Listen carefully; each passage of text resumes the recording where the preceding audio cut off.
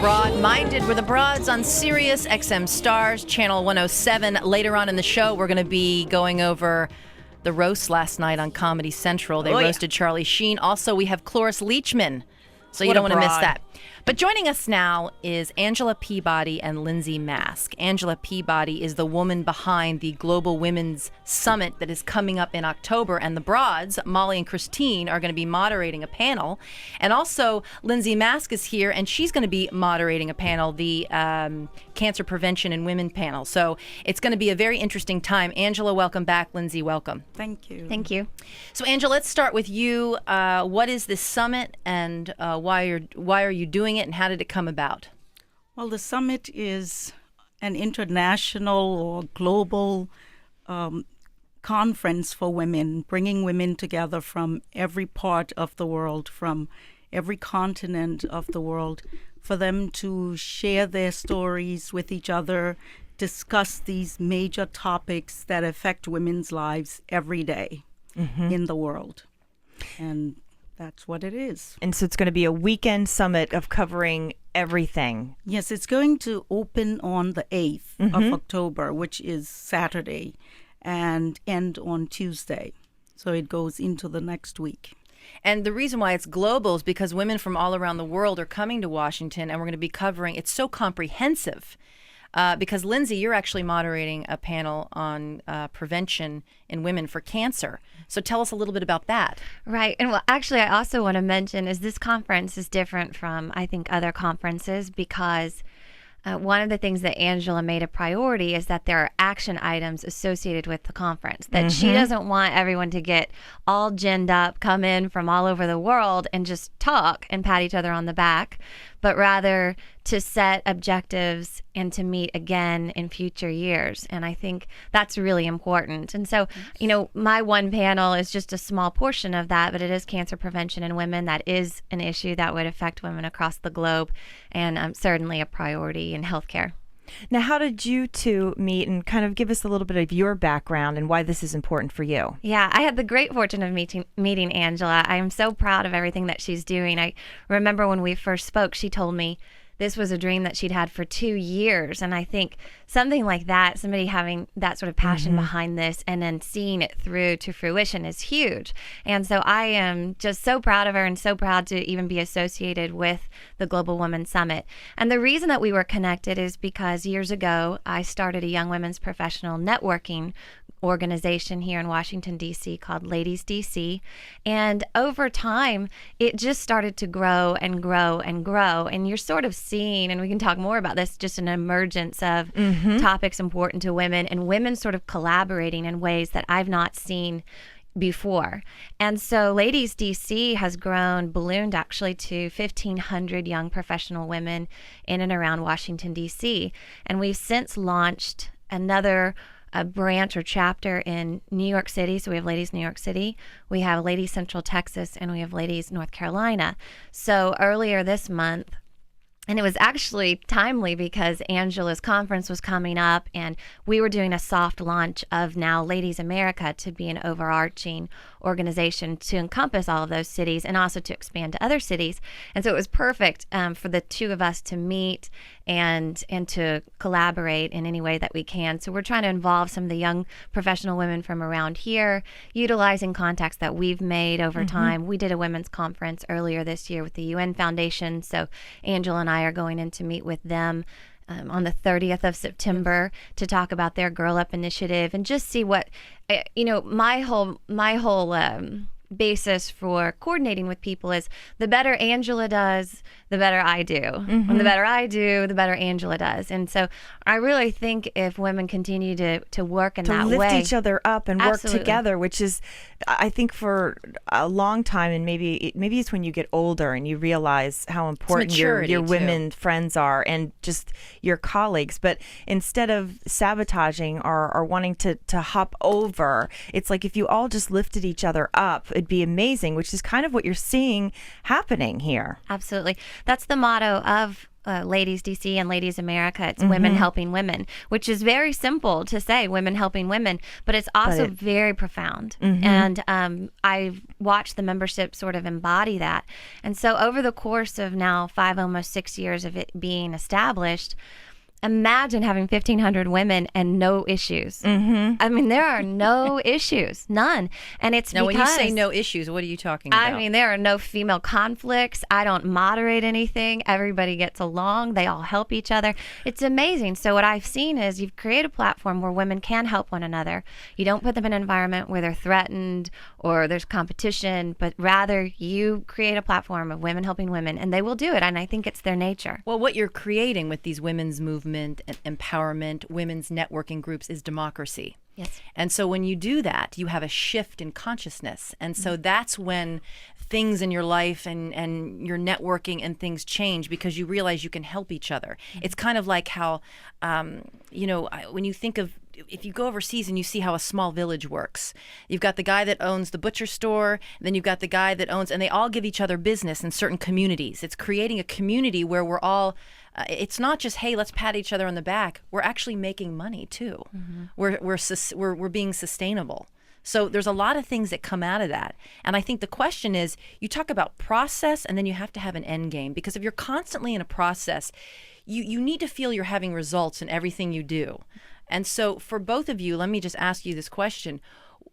The work you're doing, plus, of course, the Global Women's, this summit is incredible. You want action.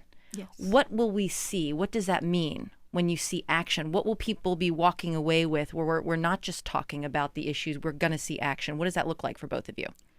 For Global Women, for instance, cancer prevention in women, I know there are countless of organizations for cancer prevention, but I want the summit, the result of the summit for each panel that we have, to have a call for action. And when we leave from there, I want the panels, I'm going to, the panelists, I'm going to charge them with finding a solution to some of these problems, coming up with solutions and recommendations to our committee, our steering committee, and to the board. And we will take those suggestions and those recommendations into next year. So when we convene next year, we will be able to tell those people who are paying to come to the summit, this is where we started in 2011. This is what we did during the course of 12 months. This is where we are now. And this is where we foresee us going in 2013. That's what I look for. Yeah, and when Angela and I met, she was actually specifically talking about policies, legislation, really pursuing tangible results. And I think that's huge. That's really different. And I think that actually separates those who have success and those who do not. Anytime you don't have a goal set, there's nothing to achieve. So I really appreciated that they had done that. And it's also wonderful, and you're saying this, is that we all know, just sticking with cancer prevention in women, there's wonderful organizations out there, whether it's breast cancer or ovarian, whatever it is. But to know that there's a problem and to be raising money and trying to tackle it, but to get solutions and to say, listen, in 12 months, this is what we did. I think that's exactly, and if you brought all these organizations together, what they can accomplish, and that's exactly what you're doing. And you're doing it with sexual violence too, yes, and which is a huge problem in this country. But I think that it's important, Angela, for people to remember your background and why this is so important to you, because your story your story is remarkable. So maybe if people didn't hear you the last time they were on the show, I think if you can just share a little bit about your story, I think that they'll understand why you've put this together. Well, just briefly, I'm a survivor of a bloody, brutal coup d'etat in 31 years ago that occurred in Liberia, my native land. And the president was assassinated. He was not just overthrown, but he was assassinated brutally. The first lady was raped and arrested.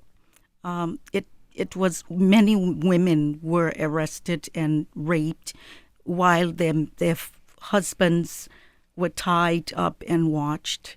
It was just awful.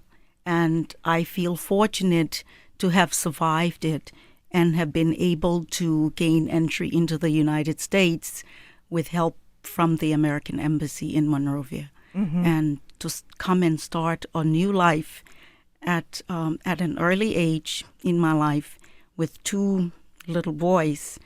And I came to a foreign country with 2 suitcases. How old were you when you came here? 28. 28. Yes. Someone told me this weekend I was at a birthday party and there was this woman there, and she looked amazing for her age. And her hair, her outfit, her skin, and of course I had some champagne, so everyone's giving compliments. And I said, I'm sorry, but I know I shouldn't ask you this, but how old are you? And she goes, you should a woman that tells her age. So the reason I'm telling you this story is because I shouldn't be asking you age, because I feel like it's not the right thing to ask. But she goes, a woman that tells her age will tell anything. And I thought, that's not true. I just wanted to compliment you on how beautiful you look. And she still wouldn't tell me her age.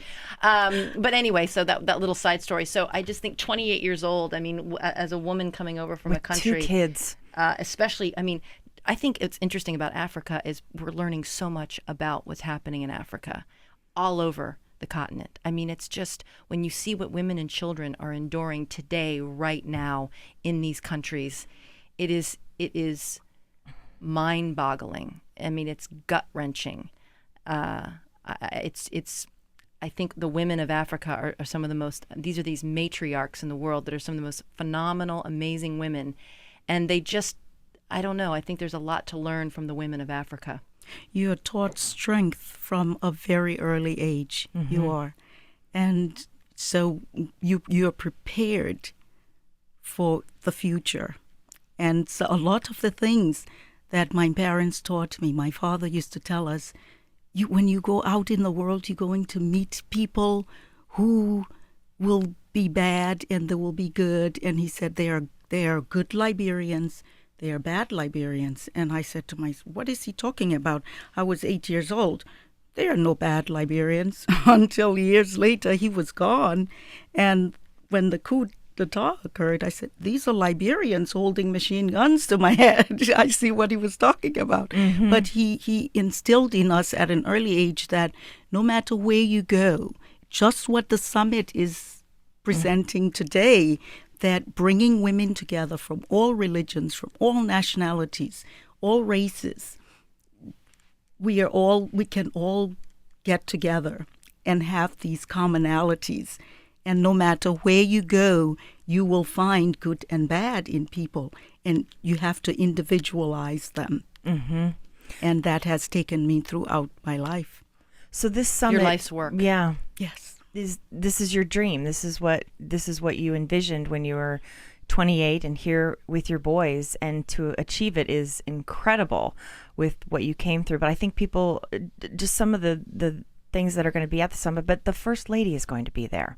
Yes. I mean, what is that like? Michelle Obama is coming to your summit. Your vision, your dream. I haven't absorbed it all yet. How did you get the First Lady to come? Well, I wrote the initial letter. I sent it. I never heard anything. And then I sent it again. I wrote another letter again, and I sent it. And then I sent the magazine with her on the cover that had been published a year ago. And I didn't hear anything. But I didn't give up. I just kept sending until I finally... A different letter every time? Yes, every time. And change the wording a little bit? Yes. And then finally I came in one day and I heard this voice message. Oh my gosh. From the First Lady's office, and I jumped. They wanted me to call back. So how many times did you send before the phone call? About 4 times. Wow. Because you often wonder, they get so many letters. Yeah. Yes. But I guess she has a staff that will read everything. Yes. Don't let anything go, because that you could easily just throw stuff away. And so that's amazing that she's going to be there and she's going to be speaking. Yes. So again, another accomplishment for the global women. What are some of the other panelists that are going to be there? Some of the topics offhand, do you know, just off the top of your head? Maternal mortality, that's another. And I've told people recently that I have actually done research on every single topic because I wanted to educate myself on each one. And I was of the opinion that maternal mortality was only isolated in countries like where I come from, developing countries. But when I started researching, I found that it's prevalent in Arkansas, in Alabama, Mississippi, West Virginia, in some of the poorer states. It's very prevalent there. Women, you never thought that in the great United States, women are still dying from childbirth. And my girlfriend from Liberia, she's flying in for the summit to be on that panel. She is she's a gynecologist and a pediatrician, and she urged me, please put maternity. I didn't have it on there before, and she said, please put it on there. It's very, very important, and I'm glad I did. With medicine today, you wouldn't think that this is happening, and like you said, especially in this country. So just sticking with this panel, with maternal mortality, who you'll have a gynecologist on the panel. Yes. Who else will be on the panel, and what are you trying to tackle? Like with just that subject, what would you like to see happen in that year for the summit next year? I want the physician and Susan, who is an expert on it. She's done work in Darfur for so many years. I want them to give us recommendation on what can be done, not only in these developing countries about maternal mortality, but also in the states, in the United States where it's prevalent. What suggestions do they have? They must have there has to be some way that we can eradicate maternal mortality. There's no reason, like you said, with medicine today, women should be dying from childbirth. There's no reason. There's a website, by the way. It's you have a website for this.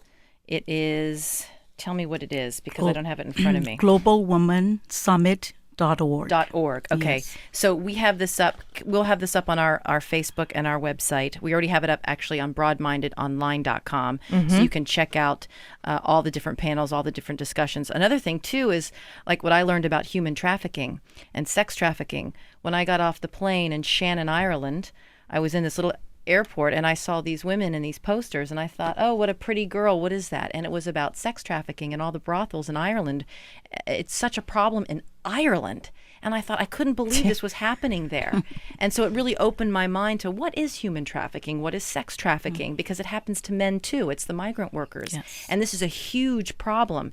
And I think this is part of what's happening is we are learning about the world. And so when you start learning about the world and other countries and how people are suffering, and then you find out, yeah, it's happening, and then you go, wait a second, what's happening over there is happening here in my own country. And then you start paying attention. And then there's that one cause, that one thing that just says, this is something that touches me. This is something that I want to attach myself to. And this is happening all over the place. And the internet, thank God for the internet. That's the good thing. There's the good, the bad, and the ugly with the internet. But people can actually type in something and learn, wait, this is going on in the world? And you can, and it's about making a difference. Well, and human trafficking in particular, I've been surprised to hear how prevalent it is here in Washington, D.C. I mean, it's a local, very local issue. So that'll be something I'm assuming that will be discussed as well. Yes, yes. In fact, I wanted to create a panel for it, but couldn't get anybody to come on and be panelists on it. And now that we've put together the entire agenda, I'm getting suggestions on next year. Yes. So that will definitely be a panel next year. In fact, I received a phone call from a gentleman in New York on the weekend, and he said, I'm coming to your summit. I want to applaud you for what you're putting together. And I said, you're coming? He said, yes, I'm coming. I said, what organization do you represent?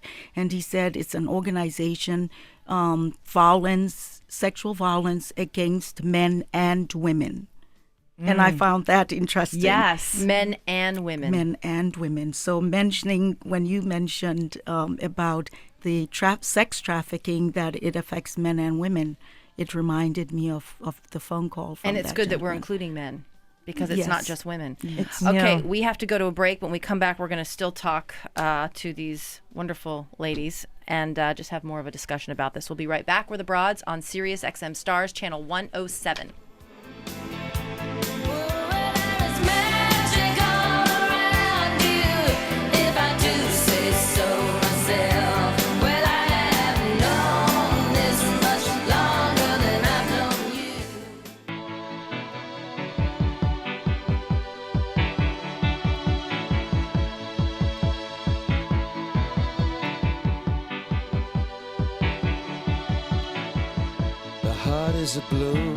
Welcome back to Broad-Minded with the Broads. Christine and Molly on Sirius XM Stars, channel 107. Opening ceremonies for the Global Women's Summit is October the 8th, 7 o'clock at night. We are going to be there. Listen, you've got to go to this. We're going to be moderating the agenda-based sexual violence panel. In studio with us right now is Angela Peabody and Lindsay Mask, who is going to be moderating the Cancer Prevention in Women panel. And so we're talking about this today. We want to encourage people to go to this summit. Go to globalwomensummit.org. Tickets are available. Again, it starts on the 8th, but let's just talk about the opening ceremony, tickets, where people can go, and why they should attend this. Men and women should attend the summit. Yes, men and women should attend it because they're going to walk away with a lot of information, a lot of knowledge on these topics that we are addressing. And they're going to want to come back next year. Mm-hmm. We know that. Mm-hmm.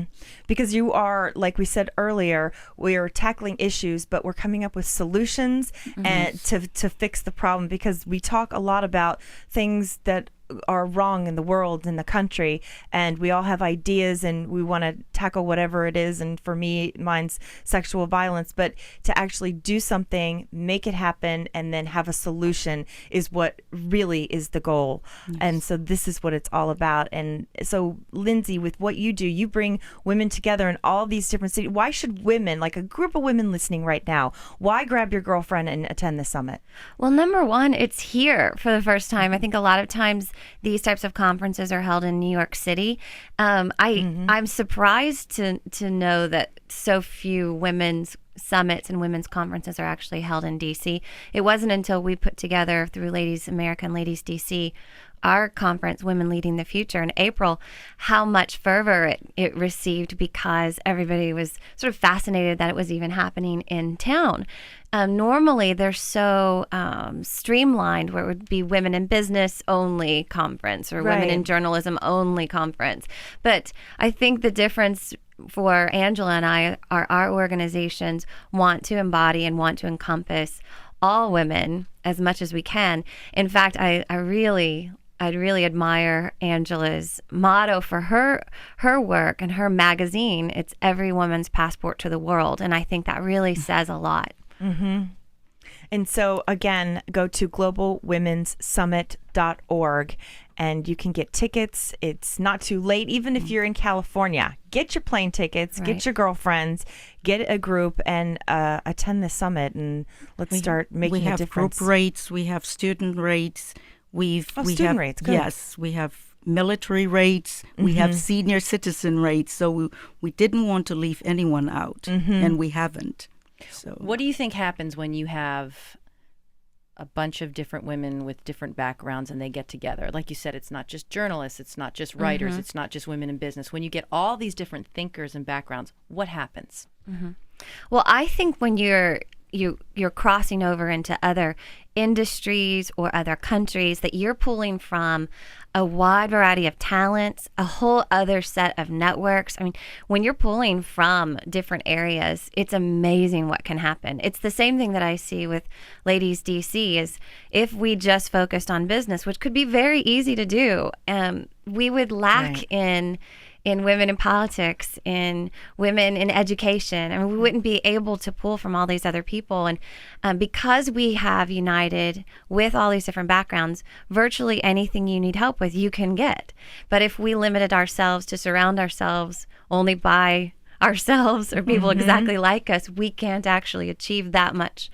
So I think that's something that's unique. And I to think this. that's one of the shifts that we're seeing, that it is so multifaceted. You know, it's not just one thing. It's kind of a dated mentality to think, oh, this is just for people that are in marketing. That's so boring. Right. You know, it's like, what do you learn too? You need a little bit of everything. I mean, when you hang out and when you bring in the healers and the spiritualists and the business women and the accountants, I mean, of all these different thinkers, the seed of an idea is just, it's conceptual. So that's what I like about someone like Steve Jobs. Like he said, the people that work for Apple, he's got everybody. He's got a zoologist. He's got, an ex-priest. Not really, but do you know what I mean? Like just all the different types of thinkers and how that can change and fuel the other person. So that's what's great about the Global Summit, that's what this is about. And something else is actually, and I think this is an important point, and it really goes back to Angela, but she sets sort of the standard that everyone should be using, which is she's using her experience, negative and positive, and bringing it and creating something with it, which I think all of us can do. I mean, we've all had